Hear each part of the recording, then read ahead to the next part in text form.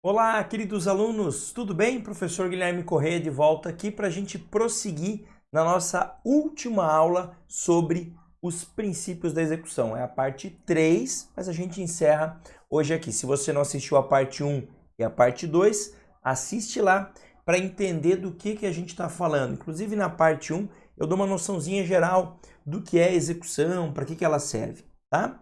Professor, e aí, vamos começar? Vamos, mas antes de começar, gente, sempre lembrando, dá aquele joinha, se não deu ainda, se inscreve no canal se ainda não é inscrito e, claro, comenta aqui embaixo, compartilha esse conteúdo, vamos transformar esse canal no maior canal de conteúdo jurídico do país. O que a gente precisa para ser o maior? Maior quantidade de conteúdo e maior número de inscritos. Conteúdo eu vou garantir para você. Tem vídeo novo toda segunda, quarta e sexta. Agora inscritos, visualizações, aí você precisa me ajudar, tá bom? Vamos lá então, eu e os meus fiéis escudeiros nessa aula, o Guibô, a Gabi, a Bruna e o Gutinho. Esses dias me perguntaram numa mensagem, o que é Guibô, professor? Eu nunca entendi. É esse robozinho aqui, ó. Esse robozinho a Gabi fez na escola, colocou a letra G aqui, que era para colocar a letra do nome do papai, e ela resolveu chamar ele de Guibô, Guilherme com robô. Ela fez essa mistura aí. Beleza? Então vamos falar de um dos princípios que dá muito o que falar, dá muita confusão. Vamos lá. É o princípio da atipicidade dos meios executivos. Eu vou até te dizer um negócio que tem autor que às vezes coloca aqui, ó, entre parênteses a letrinha A, porque alguns vão dizer que seria princípio da tipicidade ou da atipicidade. Por quê? No Código Antigo, em princípio, vigorava a ideia da tipicidade dos meios executivos, ou seja, só poderia o juiz utilizar os meios executivos previstos expressamente em lei. A gente não tinha nenhuma lei dizendo expressamente isso, mas era o entendimento que vigorava. Com o tempo, alguns autores começaram a chegar e dizer, olha, o seguinte, os meios executivos que o legislador previu não são suficientes. Pode ser que, no caso concreto, o juiz encontre um outro meio executivo, invente lá da cabeça dele, crie alguma coisa que seja mais útil, mais adequada para efetivar a decisão naquele caso específico, tá? Então, começou a ter esse movimento doutrinário, algumas decisões da jurisprudência aceitando também essa ideia, e aí veio o nosso CPC. Sempre lembrando, o nosso CPC ele é de 2015, mas a vigência dele, quando ele efetivamente começou a valer, é 18 de março de 2016. Ele teve um ano de vacatio legis, esse período ali de adaptação da lei para que a gente possa entrar com ela em vigor efetivamente. E o que esse código trouxe sobre esse tema? Olha o que diz o artigo 139. O 139 do CPC, para quem não lembra, é o artigo que vai tratar assim das incumbências do magistrado em geral. São vários incisos. Olha lá, o juiz dirigirá o processo conforme as disposições desse código, incumbindo-lhe. Aí vem o inciso 4, que é o que nos interessa. Determinar todas, olha isso aqui, determinar todas as medidas, aí ele vai dizer indutivas, coercitivas, mandamentais ou subrogatórias necessárias para assegurar o cumprimento de ordem judicial, inclusive nas ações que tenham por objeto prestação pecuniária. Vamos traduzir o que esse dispositivo diz, o que a literalidade dele diz o seguinte: o juiz, quando decide, por exemplo, réu, pague 10 mil reais ao autor, réu, entregue tal bem ao autor, réu, faça algo para o autor. Isso é uma decisão judicial. Quando ele faz isso, não adianta só ele falar faça. Aí o réu fala, não vou fazer. Aí o juiz fala, então beleza, vou embora. Não! A ideia é, juiz, tome as medidas que forem necessárias para que esse cara efetivamente faça. Por exemplo, professor, ele pode usar uma multa? Pode, a multa está prevista em lei, né? Por exemplo, no pagamento de quantia, a lei diz assim, se o devedor intimado do cumprimento da sentença não paga em 15 dias, multa de 10% e honorários de 10%. Ou seja, a condenação, ela acresce a ela 20%. A ideia é o quê? Mexer com o psicológico desse devedor. Ele pensa, se eu pagar, eu pago o valor que está aqui. Se eu não pagar agora, eu vou ter que pagar daqui em algum momento com um acréscimo de 20%. Então é melhor eu pagar agora. Essa é a ideia. Quando você tem uma obrigação de fazer, por exemplo, imagine lá que tenha uma decisão em tutela provisória que determine que uma banda faça um show. A banda contratou ela para fazer um show num lugar e disse que não ia fazer mais. Aí vem o contratante, ingressa com uma ação, pede ali uma tutela provisória, consegue a decisão, dizendo que tem que fazer. Aí a banda, se você falar faça, a banda, não vou fazer, eu já disse que não ia fazer. Faça, sob pena de multa de R$1 milhão. Opa, é melhor fazer o show, né? Porque se eu não fizer o show, eu vou ter que pagar R$1 milhão. Então é melhor eu fazer o show e não pagar nada.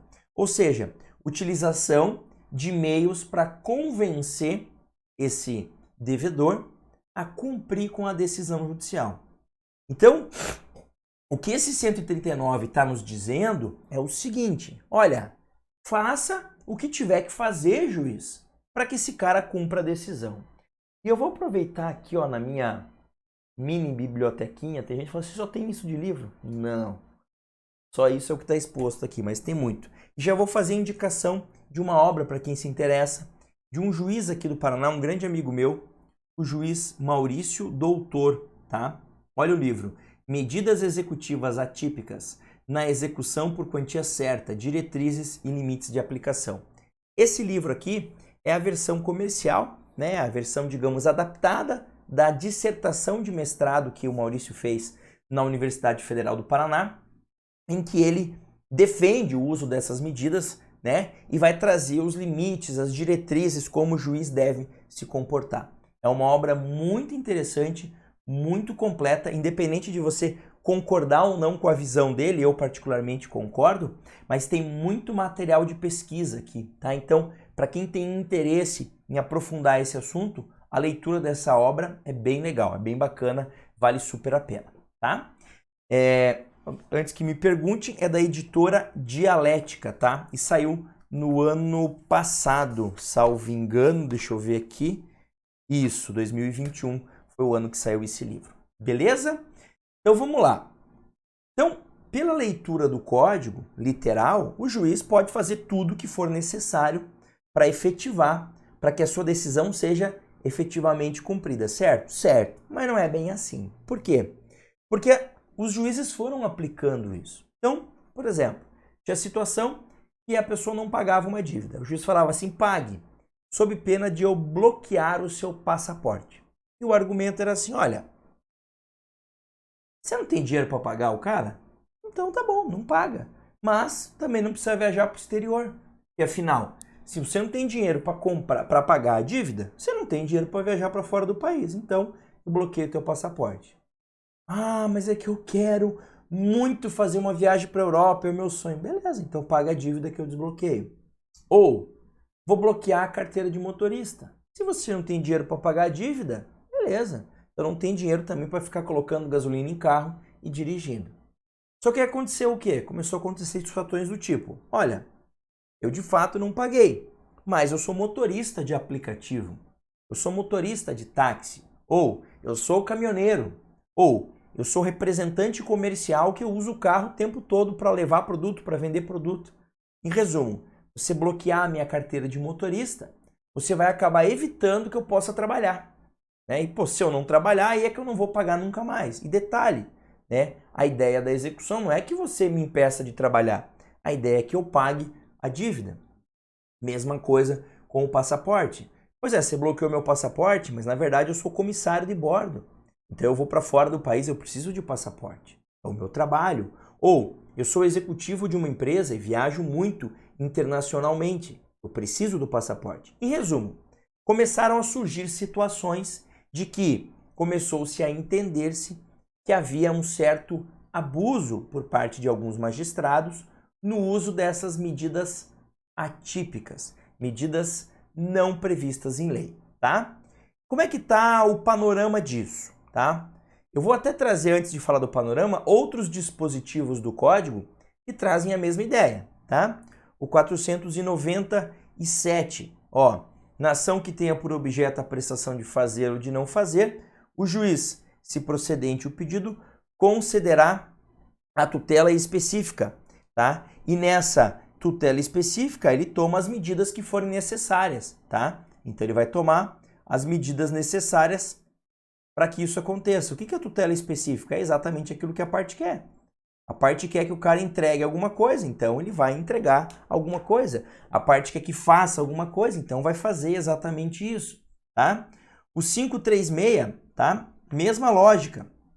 Ó, determinar as medidas necessárias à satisfação do exequente. A lógica é essa. Juiz, faça o que tem que ser feito para que a sua decisão seja efetivada. Agora a gente já precisa aqui ter um parâmetro. Professor, ele pode fazer tudo? Não, por óbvio que não. Por quê? Porque existem coisas que, se ele fizer, você vai estar ofendendo direitos fundamentais mais relevantes. Por exemplo, eu posso dizer assim, pague a dívida sob pena de prisão? Não, porque a prisão civil é proibida no nosso sistema. Ela só é permitida no caso de dívida alimentar. Então, se não é uma execução de alimentos, não pode determinar a prisão. Ah, pague sob pena de você trabalhar para mim de graça eternamente, virar meu escravo. Pode? Óbvio que não, né? Porque aí você estaria reduzindo uma pessoa à condição de escravo. Isso é expressamente vedado pela Constituição. Pague, senão eu vou te torturar. É óbvio que não pode. Então, existem condutas que, obviamente, o magistrado não pode tomar. Mas existem outras condutas que ficam nesse limbo, que ninguém sabe muito bem. Vamos lá, vamos pensar juntos aqui. Eu mandar bloquear o passaporte de uma aeromoça, de uma mulher que seja piloto de avião, de um homem que seja piloto de avião, de um comissário de bordo, de um executivo que viaja a trabalho internacionalmente. É razoável? Me parece que não. Por quê? Porque você vai impedir ele de trabalhar. Agora, bloquear o passaporte do Guilherme é razoável? É. Por quê? Porque o Guilherme só usa o passaporte para viajar a lazer. Eu não viajo a trabalho para fora do país. Todas as vezes que eu fui para o exterior, todas foi de férias, ou com a minha família, ou ainda antes de ter Gabi e Guto, com a Bruna, mas sempre a passeio. Em resumo, é justo eu ficar devendo na praça, não pagar para o cara e ainda querer ficar viajando para fora do país? Parece que não. Então, me parece que nesse caso seria razoável, sim, fazer isso. Mesma coisa com a carteira de motorista. Bloquear a carteira de motorista do Guilherme, que usa o carro sim para se locomover, sim para ir ao trabalho, mas que se não tiver um carro para dirigir ele consegue ir ao trabalho de Uber, de táxi, de ônibus, sei lá como, é diferente de bloquear a carteira de um motorista profissional. Então, claro que há esses balizadores que o juiz deve ponderar. Olhar, mas pera lá, o bloqueio aqui desse documento causa um dano muito grave? Sim, porque impede essa pessoa de trabalhar. Tá? Então o STJ criou alguns parâmetros para isso. Vamos dar uma olhada num trecho de um julgado que é emblemático, que a partir dele surgiram os outros. Tá? 26 de abril de 19, mas já faz quase 3 anos, prof. Não importa. Esse é o entendimento ainda que vigora. Relatoria da ministra Nancy Andrighi. Notaram que a Nancy Andrighi, em vários casos processuais polêmicos, ela é relatora. Ela é uma excelente, na minha visão, ela é uma excelente ministra, tá? Super dedicada, com votos ponderados, super estudiosa. Para mim é um dos exemplos aí do nosso Superior Tribunal de Justiça. Olha o que diz lá. A adoção de meios executivos atípicos é cabível desde que cria condições, então, verificando-se a existência de indícios de que o devedor possua patrimônio expropriável, tais medidas sejam adotadas de modo subsidiário, por meio de decisão que contenha fundamentação adequada às especificidades da hipótese concreta, com observância do contraditório substancial e do postulado da proporcionalidade. Claro que aqui ela traz uma cláusula geral. Prof, eu não entendi nada. Vamos lá. Basicamente o que ela quer dizer é o seguinte. Não adianta eu falar, bloqueia a carteira motorista do cara se ele não tem dinheiro nenhum. Não adianta, eu bloquear ele não vai pagar, não vai resolver o meu problema. Então eu vou inviabilizar que ele dirija, mas não vou receber. A ideia é que essa medida que você escolha, atípica, seja uma medida que efetivamente possa fazer o cara cumprir. Porque vejam, se eu, Guilherme, estou escondendo patrimônio, estou escondendo dinheiro, e você bloqueia a minha carteira de motorista e eu sou alguém que gosto de dirigir, né? Gosto de ter meu carro, eu vou pagar. Por quê? Eu não quero ficar com o negócio bloqueado. Agora, se eu não tenho dinheiro, você pode bloquear, eu vou falar. Paciência. É tipo a prisão civil do devedor de alimentos. Se o devedor de alimentos tem condição de pagar, mas não quer pagar, você usar da prisão civil pode ser efetivo, porque ele fala, ixi, eu não quero ser preso não, eu vou pagar. Agora, para o que não tem condição de pagar, ele vai falar, olha, eu não tenho muita escolha, eu não quero ser preso, mas eu também não tenho como pagar. Você vai me prender, eu vou ficar preso lá e não vou pagar nunca. Daqui a pouco você vai ter que me tirar e eu não vou pagar do mesmo jeito. Então a ideia dela é essa. Você quer usar um meio executivo atípico? Me mostre que esse cara tem indícios de patrimônio. Me mostre basicamente que ele não está pagando porque ele não quer. Na cabeça dos ministros do STJ, o raciocínio é esse. Eu discordo, particularmente o código não diz isso. Mas o entendimento deles é esse. De que, olha, a medida executiva atípica serve para situações em que o devedor não quer pagar, mas pode pagar. Então, se eu consigo demonstrar indícios, e os exemplos que a doutrina sempre dá, olha, ele não tem nada no nome dele, mas aqui em rede social, foto de carrão, foto de viagem, esse cara certamente tem grana usando algum laranja. Se eu ameaço ele, por exemplo, vou bloquear o passaporte dele, ele não vai poder fazer viagem para Ibiza, para os lugares que ele está gostando aí, ele vai acabar pagando. Agora, se ele é um pobre coitado que realmente não tem como pagar, não vai adiantar eu bloquear esses documentos aí, tá? Essa é a ideia. Segunda ideia que esse julgado traz, de forma subsidiária. O raciocínio é de que eu tenha usado os meios executivos tipificados em lei para depois partir para os atípicos. Repito, a lei também não fala isso, mas o STJ adotou esse entendimento. Então, eu não poderia jamais pedir direto uma medida executiva atípica. Eu teria que primeiro tentar achar um bem penhorável. Ah, tem dinheiro, tem... Não, não tem dinheiro, não tem carro, não tem imóvel, declaração de imposto de renda dele não tem bens nenhum. Opa, então, suprir. Eu não poderia direto falar, bloqueia o passaporte dele. Mas calma, você nem viu se ele tem dinheiro em conta, se ele tem carro, se ele tem imóvel. Essa é a ideia, tá? E aplicar a proporcionalidade. Dá uma olhada para os bens jurídicos que estão em jogo. Repito, eu bloqueei a carteira de motorista de alguém que só usa o carro para lazer ou passeio? É uma coisa, me parece proporcional isso, me parece razoável. Agora, eu bloquear a carteira de motorista de alguém que usa o carro para trabalhar, aí já não é mais razoável, tá? Beleza? E para finalizar, eu quero trazer algo que está latente, porque nós temos uma ADI, né, uma ação direta de inconstitucionalidade. Ela está aqui, ó, ela é de número 5941. Essa ADI aqui, gente, a título de curiosidade, ela foi proposta pelo PT, isso mesmo, pelo Partido dos Trabalhadores, tá?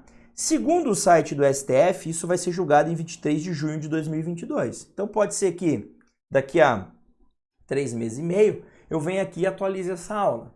Pode ser que não, porque esse julgamento já foi adiado algumas vezes, já era para ter sido julgado já há quase 2 anos isso aí, tá? E aí, 1 ano e pouquinho, adiou e jogou agora para 23 de junho. Não sei o que vai acontecer. Mas basicamente, nesse pedido, o PT pede que algumas medidas sejam declaradas inconstitucionais. Quer ver? Ó, eu vou ler aqui o pedido deles. Então, olha lá. Requer seja julgado procedente o pedido para que essa Suprema Corte declare a nulidade, sem redução do texto do inciso 4 do 139, para declarar inconstitucionais como possíveis medidas coercitivas, indutivas ou subrogatórias, oriundas da aplicação daquele dispositivo, a apreensão da Carteira Nacional de Habilitação e ou suspensão do direito de dirigir, a apreensão de passaporte, a proibição de participação em concurso público e a proibição de participação em licitação pública. Por quê? Tinha juiz que fazia isso. Empresa não paga, então medidas. Se não pagar, vai ficar proibida de participar de licitação.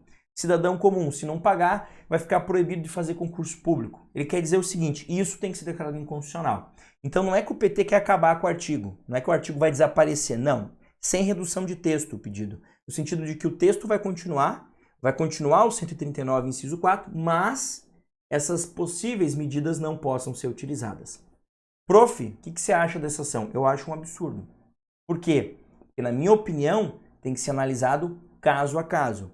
Eu não posso, na minha opinião do Guilherme Correia aqui, dizer que eu nunca posso apreender a carteira de motorista de ninguém. Ou que eu sempre posso apreender a carteira de motorista das pessoas. Não. Eu acho o seguinte, que para algumas situações a apreensão da carteira de motorista é uma medida executiva válida e que deve ser aceita. Para outros, não. Passaporte, mesma coisa. Participação em concurso público também, tá? Vou dar um exemplo para vocês.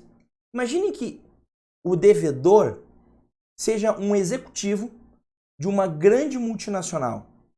Trabalhou a vida inteira na iniciativa privada. Eu dizer assim, olha, se não pagar, você não vai poder fazer concurso público. Ele vai falar, nossa, que problemão, eu nunca quis fazer. Ou seja, não vai ser uma medida efetiva. Mas para aquele que é um concurseiro nato, que quer fazer concurso público, tem condição financeira e não quer pagar, essa medida pode ser útil, pode ser adequada. Então, na minha opinião, o uso de qualquer medida nunca pode ser aceito ou rechaçado anteriormente ao caso concreto. É sempre no caso concreto. Eu tenho que analisar o caso concreto e aplicar aquele postulado, principalmente o da proporcionalidade. Olhando, essa medida pode ser efetiva? Não, o cara nunca vai querer fazer concurso público, então esquece, não faz. O professor Daniel Assunção, num evento, nas Jornadas de Processo Civil ano passado, ele fez uma brincadeira. O professor Daniel Assunção, ele é torcedor fanático da Portuguesa. Tá? Professor, existem torcedores fanáticos da Portuguesa? Eu acredito que todos que são torcedores são fanáticos, porque torcer para a Portuguesa não é um negócio muito fácil. Que nem eu, torcedor do Paraná, também não posso falar muito. E ele dizia, para mim, uma medida executiva atípica que funcionaria muito seria o Daniel está proibido de ir nos jogos da Portuguesa. Pô, se alguém fala para eu que eu estou proibido de fazer isso, ele dizia, eu vou pagar na hora a dívida. Claro, é uma situação que pro caso concreto é adaptável. Agora, Guilherme, se você não pagar a dívida, você está proibido de ir nos jogos da Portuguesa. Nossa, que problemão, eu nunca quis ir no jogo da Portuguesa. Para mim isso não muda nada. Então, sempre teria que ser analisado caso a caso. Por isso que eu discordo da pretensão aqui do autor dessa ADI. Beleza? Ficou com dúvida? Deixa aqui embaixo. Não se esquece de se inscrever no canal se não se inscreveu ainda. Aperta o joinha ali, me dá uma moral. Vamos fazer esse canal crescer. Valeu, gente. Um beijão, bons estudos e até mais.